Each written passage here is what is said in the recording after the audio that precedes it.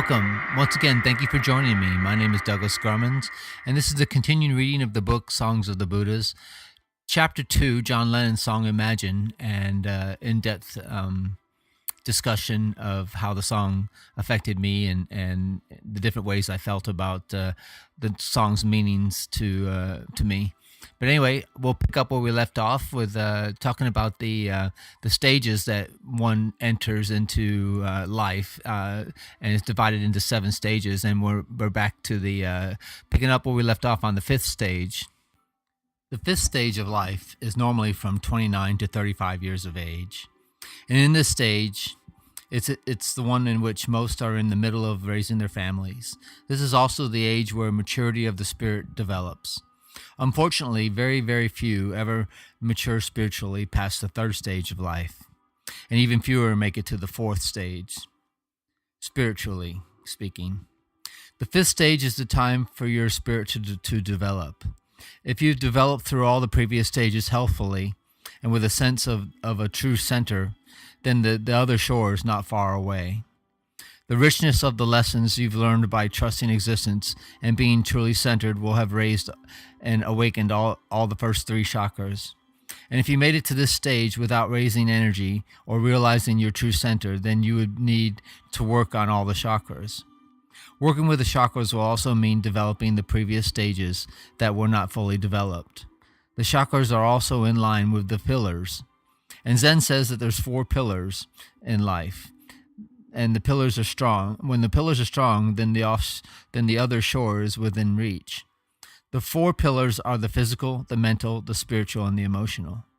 These pillars are also in line with the stages I am mentioning to you. If your essence has 4 strong pillars, then you can accomplish anything, even enlightenment. Jesus and Buddha and Lao Tzu and so many others are calling us from the 2nd shore. So man, the Son of Man has no place to rest his head because the world he lives in is an illusion. It is an illusion because man lives in the world of the mind alone. He is always in a state of tension. Because of this, the world is not an illusion to one who has made it to the other shore.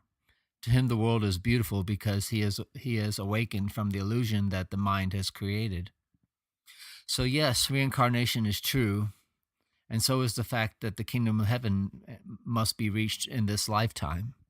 So both Jesus and Buddha were right when you look at life as though it is a river. This river must be crossed. Jesus talked about seeds falling on different grounds when he referred to spreading his gospel to different groups of people. And I would like to deepen the lesson and say that your soul is still in seed form. If the seed pulls itself out of the river and gains ground, then the journey of the soul is complete. There is no need to be reincarnated. If the seed is carried to the ocean, then it is up to God to decide the fate. I would not fear the ocean because not only is God on both shores, he is the river and he is the ocean too. In all of existence, everything works in cycles. It is true that every drop of water in the ocean has, at one time, had a chance to fall from the sky and return to the ocean. And the same holds true with the spiritual reincarnation. And I have been watching ghost hunter shows, and I have also been on spirit hunting adventures. And when I meditated on these adventures, I soon realized that there is an age limit to most spirits. We do not hear of spirits more than 400 or 500 years old. And I wondered why. Why is this so? If ghosts exist, if existence is constantly recycling itself, then maybe the spiritual world is no different. This would explain why different generations have interest in different ages, in different eras, when we're referring to reincarnation. And even in our time, we can see the younger generation interested in dance styles of the roaring 20s. I also feel that this is why many are interested in violence, and they cannot seem to break free from the interest of violence. If the majority of souls take an average of 400 years to find their way back to a suitable vessel into another body, then maybe they cannot shake off the impressions left from the last life that they lived. I also say the majority of souls revolved around a 200-year cycle because of attachments to those loved ones still alive on this planet. I mean, think about it. Most families alive today go back 3 generations, and sometimes more, sometimes 4 or 5, given that those generations are revolving around 100-year cycles. This gives us an average of a couple hundred years. So then after 200 years, it would take another 200 more years to cleanse your spirit. Surfers know the ocean cleanses your spirit, and mystics use salt to cleanse items that spirits have clung to. Also, spirits who have passed have attachments to those loved ones still alive. My grandfather told my mother that he would always look out for her children from the beyond, and I have always felt his presence doing just so. We also have attachments to those loved ones who have passed. I sometimes think that this is another reason why spirits revolve around this cycle. They are God's helpers looking out for those alive, struggling and trying to make sense of life, of this life. This existence is truly oceanic. And there is no purpose for life itself, but there is a purpose for you being here. This purpose is to attain and to be given into the second innocence. Buddha realized this continuous cycle of the soul, and this is why he preached non-attachment. If we are attached to certain persons or possessions in this life, then we are tied to the oceanic cycle. Attachment to persons or items in this life keeps us pulled into time, and fear of letting go draws us into the past, and desire to obtain an item or person draws us into the future. Both past and future do not exist, but still cause a rift in the soul's evolution. The Eastern mystic Osho realized this oceanic experience. Stating his name came from looking at life as an oceanic experience. And I am a surfer. I spend all of my energy watching the ocean and being aware of the mysteries the world's oceans can tell us. I am strongest when I am near or in the ocean, and in a way, when I am surfing, I feel I am at home or I have come home. I think many people feel that in life. Many surfers feel the same way as I do. But in the book, back to the text, in the tantric religion, they say if you meditate with awareness, then you can float to the ocean. When the seed reaches the ocean with awareness, the journey will also be complete. Jesus completed the journey when he was born again in the River Jordan. Buddha completed the journey when he was enlightened. And one thing Jesus and Buddha had in common was they both gave in to God's will. They experienced godliness within their lifespans. And John the Baptist was enlightened as well as Jesus, but because they both said that the kingdom of heaven is at hand. And when they say at hand, they are proclaiming that they are living in it. The kingdom of heaven is all around you. It takes eyes to see it, though. It is very subtle, and the mind cannot see it. The heart can feel it. And when you become centered from the hara, and energy, and enough energy has arisen into the 4th chakra, then you will see it too. And after the 4th stage, from the 5th stage to the 7th, transformation is no longer the issue. Once a caterpillar transforms into a butterfly, a new life begins. And from the 5th to the 7th, it is all about growth. The 5th stage is in line with the 5th chakra, the throat chakra. The throat chakra is connected to the ears, and there is a deep connection between the ears and the throat. Existence can now give you the direct messages from the beyond. When one reaches the 5th stage, there is no distortion from the messages being sent. You have transcended the first 4 chakras, and now you feel like a newborn baby. Now you are no longer separate from God. The circle has been completed. So the 5th stage is the evolvement of this miracle. So many enlightened people become enlightened in the 5th stage of life. Jesus was enlightened when John the Baptist baptized him in the River Jordan. The Bible clearly describes the heavens descending on Jesus, and this is exactly the same description every enlightened person gives. Jesus's eyes were open, and now he has come home. When it happened, others could not see it, except for John the Baptist and those followers of John's who were also enlightened. John would say, repent your sins. The word repent in those days meant return. return to God. The word sin meant missing the target, and God is the target. And Jesus proclaimed to his enlightenment for his second birth before John the Baptist. So Jesus was in the fifth stage of his life when he was enlightened. The fifth stage is the stage where bliss and is discovered for the first time. And up until the fifth stage, your life was all about how to escape suffering and tension and misery. Upon the fifth, bliss is discovered, and one can get lost in this bliss. I know because this happened to me. My meditations gave me so much bliss, I called it God's wine, and I was a drunkard. Drinking every day so much so that I was not realizing the journey was not over yet. The sixth stage of life was meant to give you the spiritual seeker time to grow. The sixth stage usually occurs from about 36 to 42 years of age. And Buddha was enlightened in this stage, at the age of 40. He was a little late, but Buddha was raised differently from most. He felt he had to renounce his father's kingdom before his realization would ever come. And in the sixth stage, the feeling of I is no longer a reality. The feeling of no self has been realized, meaning the tree has pierced the soil, and for 7 years it has grown and matured. In the sixth stage of feeling, the feeling of I is no longer a reality. The feeling of no self has been realized, meaning the tree has pierced the soil, and for 7 years he has grown and matured.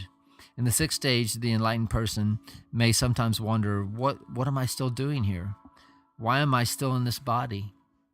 The miracle has happened, so what is the need for me to still be here? And this is God's compassion for the world. Every time an enlightened person becomes enlightened, he or she is a blessing for all those seeds or those souls that are still in the river. Still, there is one more stage for the enlightened soul, the seventh. The mind can be very tricky, and it can fool you and can make you believe that you are further developed than you really are.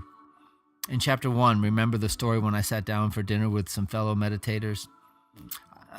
The fellow I told the story to was a very knowledgeable, and as he kept quoting everything he had learned from every guru that he'd ever come across.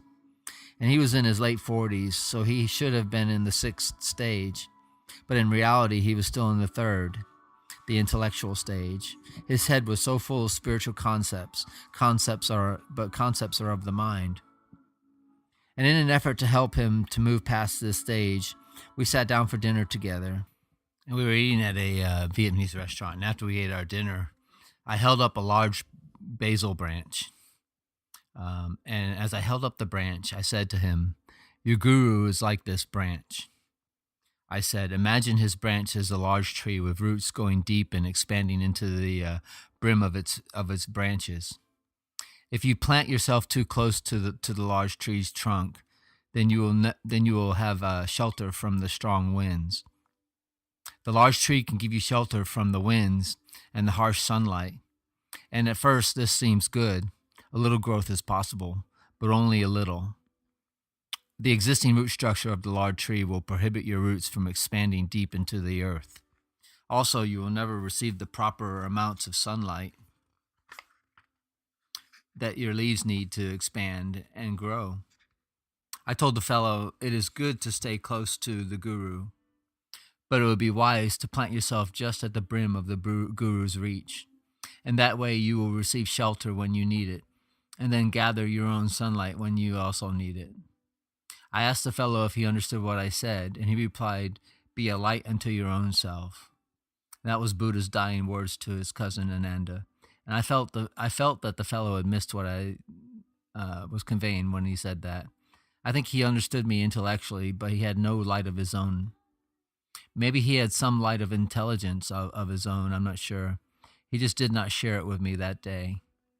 What I said to that fellow applied to him because he was strong from the first three pillars, and he was working on the fourth from an intellectual standpoint. And this story does not apply to every individual who reads this book. Someone may still be working on the first pillar, transcending the physical body. To transcend the physical body, you just have to realize that you are more than the body. You are bigger than the body. If you experience this in the second stage of life and realize it before the age of 15, then you would be free to work on the other pillars, the emotional, the mental, and finally the spiritual. Nature did provide a backdoor if you did not transcend the physical body early on in life. This backdoor is given to men around the age of 40. Something happens within a man around this age. His hormones kick in and he has a midlife crisis. Suddenly, every young woman is beautiful. And this back door is a man's last chance to transcend the physical body. The back door is done through sex. And I say through sex because fighting with it does not transcend it. Many a priest took the vow of celibacy and then when they were younger. Some took the vow when they were in their third or fourth stages. When their bodies reached to the sixth stage, sex was not transcended either, or earlier on, and now they are trying to fight it against nature, and they're trying to fight against nature. Everything seemed to be fine until the age of 40, and then they feel the devil is tempting them. And it's not the devil tempting them, it is thousands of years of the body's evolution. It is God saying, this is your last chance to transcend the body through sex.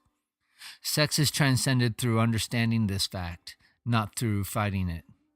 Sex was given to us by nature, and celibacy must be attained to transcend the physical body.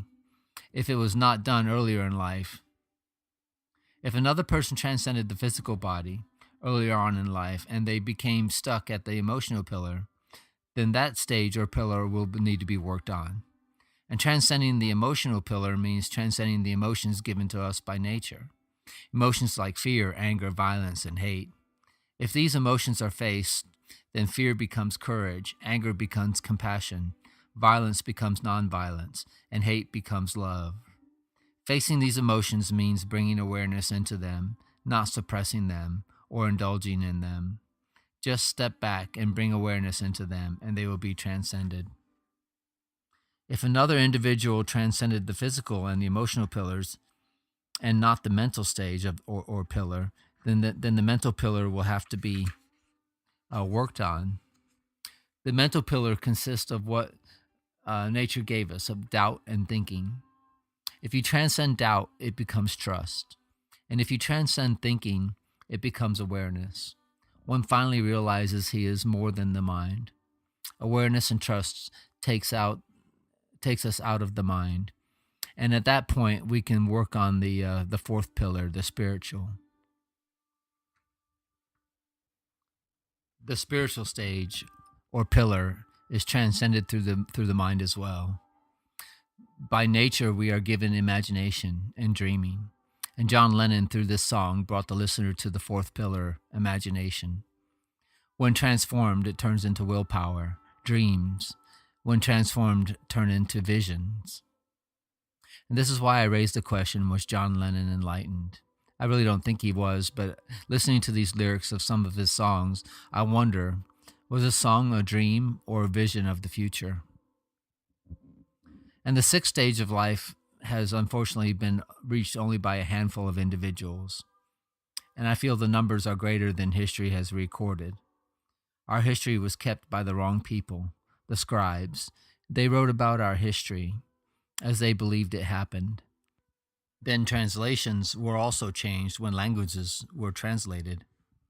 There have been thousands who have made it to the sixth stage since the time of Buddha, but only a handful have been recorded.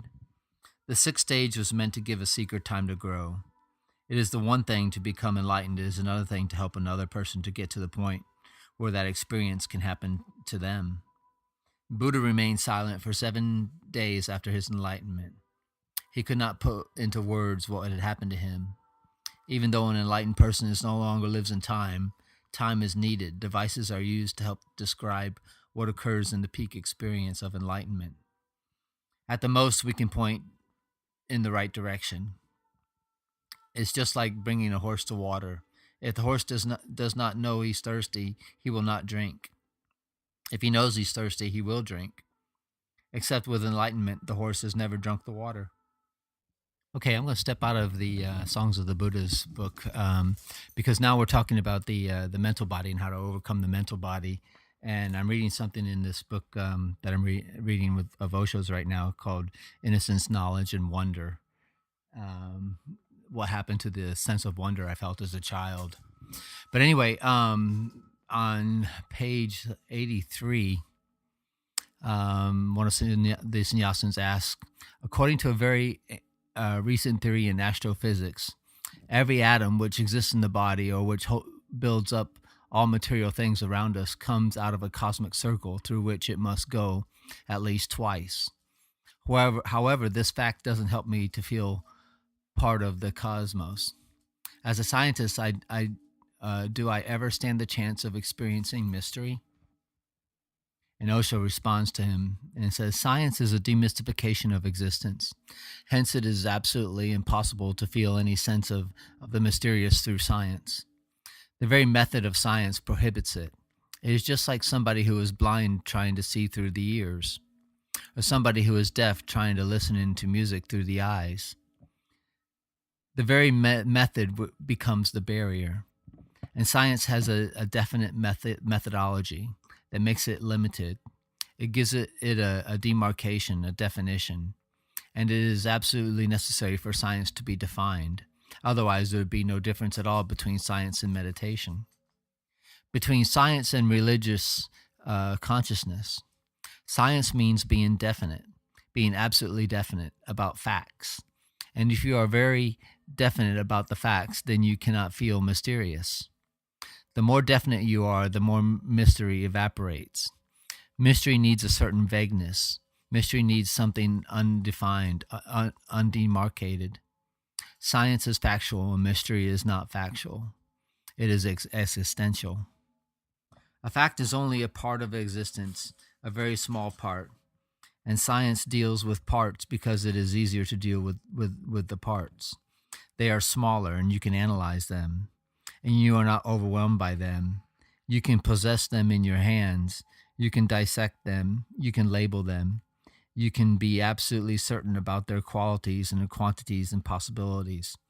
But in that very process, mystery is being killed. Science is the murder of mystery, or mystery. If you want to experience the mysterious, you will have to enter through another door, from a totally different dimension.